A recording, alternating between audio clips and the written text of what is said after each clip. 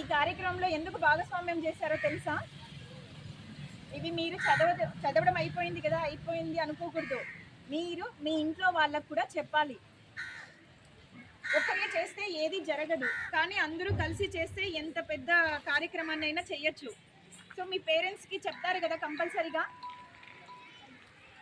చెప్తారా? ఏదో మీరు చెప్పేసి వెళ్ళిపోండి మేడం అంటారా? లేదు కదా. సో భవిష్యత్తు మామూలుగా చెప్తా ఉంటారు, నేటి బాలలే రేపటి పౌరులని. సో అది అక్షరాల నిజం. మీరు ఇంట్లో చెప్పడం వల్ల మీ పేరెంట్స్ ఇంటి సరౌండింగ్స్ కానీ ఎక్కడ నీట్గా పెట్టుకోవడం వల్ల ఎటువంటి వ్యాధులు రావు, ప్లస్ ఊరు కూడా చాలా నీట్గా ఉంటుంది. క్లీన్లీ విలేజ్ అవుతుంది. క్లీన్లీ విలేజ్ అయినప్పుడు ఆటోమేటిక్గా క్లీన్లీ డిస్ట్రిక్ట్, ఆ తర్వాత క్లీన్లీ ఆంధ్రప్రదేశ్, ఆటోమేటిక్గా క్లీన్లీ భారతదేశం.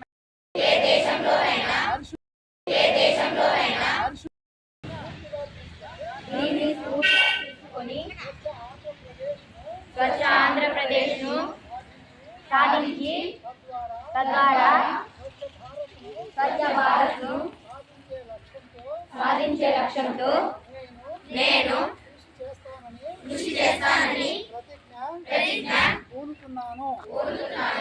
నేను పరిశుభ్రంగా ఉండడంతో పాటు పరిసరాల పరిశుభ్రత కోసం కొంత సమయం కేటాయిస్తానని శపథం చేస్తున్నాను.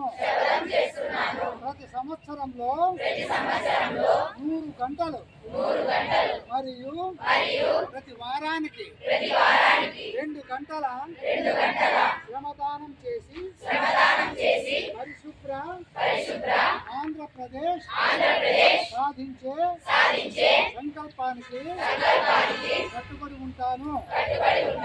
నేను పరిసరాలను